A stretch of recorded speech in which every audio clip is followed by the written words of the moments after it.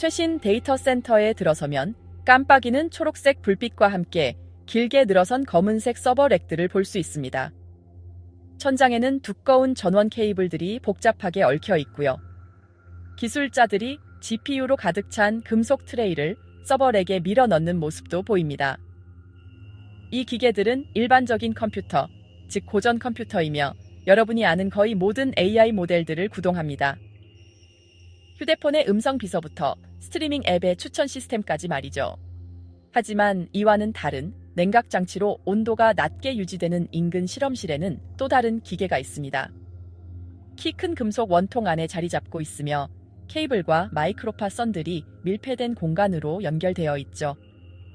하이브리드 컴퓨팅은 바로 이 데이터 센터의 뜨겁고 전력 소모가 많은 서버들을 실험실의 극저온 프로세서에 연결하면서 시작됩니다. 두 기계가 함께 하나의 문제를 해결하는 것이죠. 하이브리드 양자고전 시스템은 단 하나의 빛나는 슈퍼컴퓨터가 아닙니다.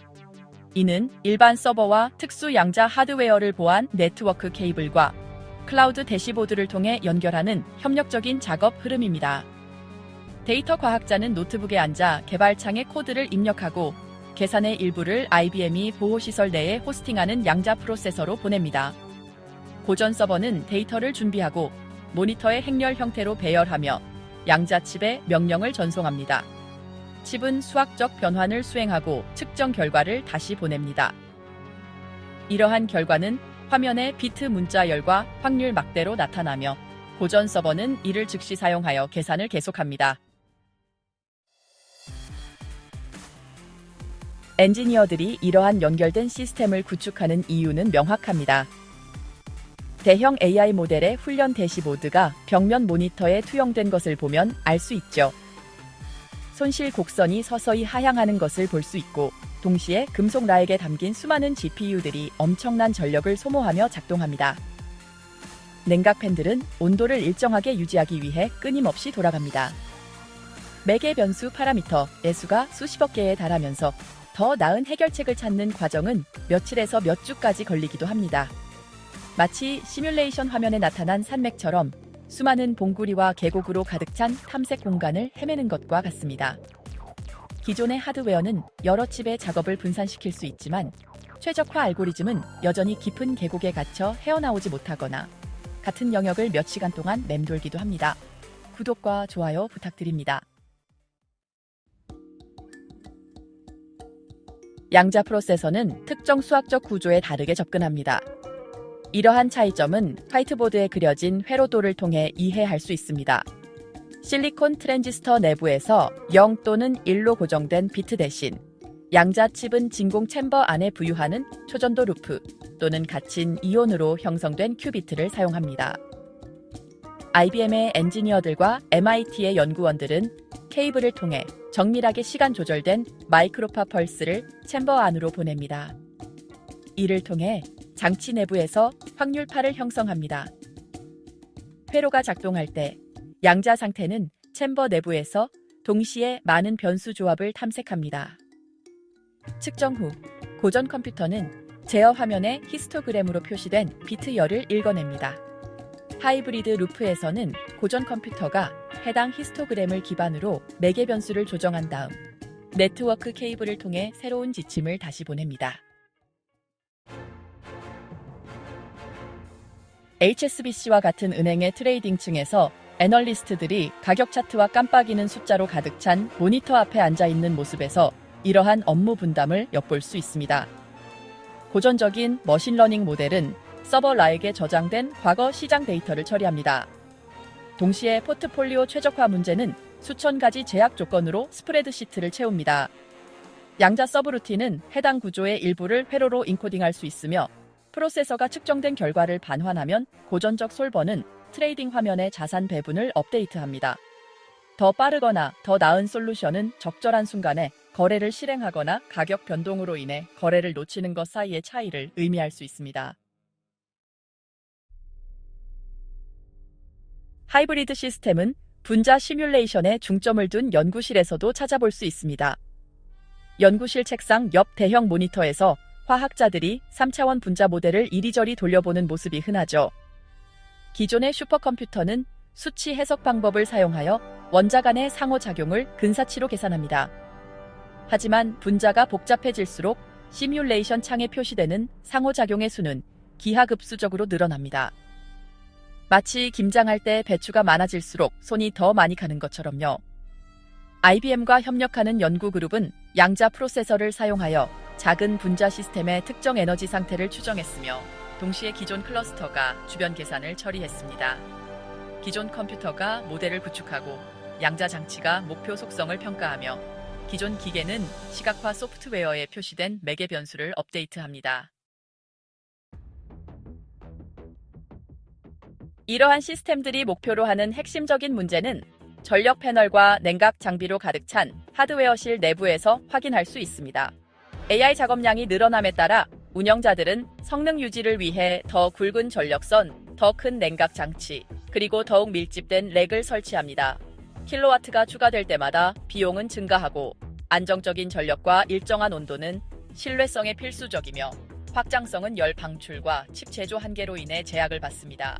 신중하게 선택된 서브루틴을 양자 프로세서로 전환함으로써 엔지니어들은 필요한 고전적 반복 횟수를 줄여 서버 로그의 실행 시간을 단축하거나 훈련 진행 표시줄의 통과 횟수를 줄일 수 있기를 기대합니다.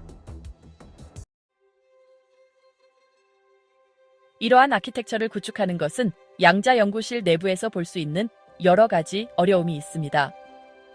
프로세서는 절대 0도에 가까운 온도로 냉각되는 희석 냉장고 안에 놓여 있습니다. 그리고 심지어 바닥의 발걸음 소리로부터도 보호하기 위해 진동 차단 플랫폼 위에 설치되어 있죠. 큐비트는 믿을 수 없을 정도로 섬세합니다. 근처 장비에서 발생하는 미세한 전자기 노이즈도 측정 결과를 왜곡시킬 수 있으며 이는 모니터 화면에 흐릿한 히스토그램으로 나타나게 됩니다. 엔지니어들은 소프트웨어 콘솔을 통해 보정 루틴을 실행하고 보안 네트워크 링크를 통해 기존 서버와 양자 하드웨어 간의 타이밍을 정밀하게 조율합니다. 시스템에 문제가 생기면 그 실패는 화면과 대시보드에 즉시 나타납니다. 결맞음 깨짐 현상으로 인해 양자 회로가 명확한 피크 대신 평평한 확률 분포를 보일 수 있으며 고전적 최적화 프로그램이 잘못된 방향으로 매개 변수를 조정하여 훈련 모니터의 손실 곡선이 급격히 상승할 수 있습니다. 클라우드 플랫폼과 양자 시설 간의 네트워크 지연은 피드백 루프를 늦추고 특정 애플리케이션을 비실용적으로 만들 수 있습니다. 양자 연구실의 유지 보수 중단은 기술자들이 케이블과 냉동 시스템을 점검하는 동안 예정된 실험을 중단시킬 수 있습니다. GPU 렉과 양자 냉장고를 비용, 크기, 운영 복잡성 측면에서 비교해보면 이러한 상충 관계가 명확해집니다. GPU 서버는 창고로 배송되어 렉에 장착될 수 있으며 마이크로소프트와 같은 회사들에 관리해 더 많은 장치를 추가하여 확장할 수 있습니다. 양자 프로세서는 극저온 냉각 시스템, 차폐 인클로저, 그리고 섬세한 하드웨어를 유지 보수하도록 훈련된 팀을 필요로 합니다. 오류 수정에는 하나의 논리 큐비트를 지원하기 위해 많은 물리적 큐비트가 필요하며 이는 장치의 설치 공간과 비용을 증가시킵니다. 하이브리드 컴퓨팅은 대부분의 작업을 기존 인프라에 맡기고 특정 작업을 위해 작은 양자 코어를 사용하여 이러한 제약 조건들의 균형을 맞춥니다. 궁극적인 한계는 여전히 반도체 제조 공장과 같은 실제 장소에서 나타납니다. 그리고 연구실에서는 엔지니어들이 테스트 웨이퍼에서 트랜지스터와 큐비트를 세고 있죠. 안정적인 큐비트의 수는 실리콘 칩에 새겨진 수십억 개의 트랜지스터에 비해 여전히 적습니다. 그리고 대부분의 머신러닝 작업에서 대규모 양자 우위는 아직 입증되지 않았습니다. 양자 하드웨어가 발전하더라도 기존 컴퓨터는 계속해서 노트북에서 그래픽을 렌더링하고 서버팜에서 웹페이지를 제공하며 데이터 센터에서 일상적인 트랜잭션을 처리할 것입니다. 하이브리드 컴퓨팅은 기존 자원에 부담을 주는 특정 최적화 및 시뮬레이션 작업을 가속화할 수 있지만 통제된 시설 내에서 수많은 서버가 돌아가는 필요성을 없애지는 못합니다. 실질적으로 미래의 컴퓨팅은 다층적인 아키텍처를 가질 것으로 보입니다. 마치 여러 방들이 각각 다른 작업들을 처리하고 이들이 케이블과 클라우드 대시보드를 통해 연결되는 모습처럼요.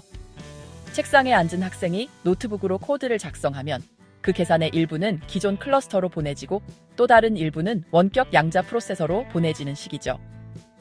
이 모든 과정은 소프트웨어 패널과 모니터링 도구를 통해 조율됩니다. 이 시스템은 서버 렉, 극저온 챔버, 네트워크 스위치, 제어 화면과 같은 가시적인 구성 요소들로 이루어져 있으며 기존 컴퓨팅의 한계를 뛰어넘는 수학적으로 어려운 문제들을 해결합니다. 하지만 이 시스템은 취약한 하드웨어, 복잡한 통합 과정, 높은 비용, 그리고 엄격한 타이밍이라는 과제들을 안고 있습니다. 이러한 한계점들은 매우 중요합니다. 왜냐하면 엔지니어, 연구원, 그리고 기업의 리더들이 예산을 어떻게 배분하고 서버 렉이나 윙윙거리는 양자 냉장고 앞에 서서 인프라를 어떻게 설계할지 결정해야 하기 때문입니다. 각 기계가 현실적으로 무엇을 할 수 있는지 평가하면서 말이죠. 시청해 주셔서 대단히 감사합니다. 좋아요와 구독 부탁드립니다.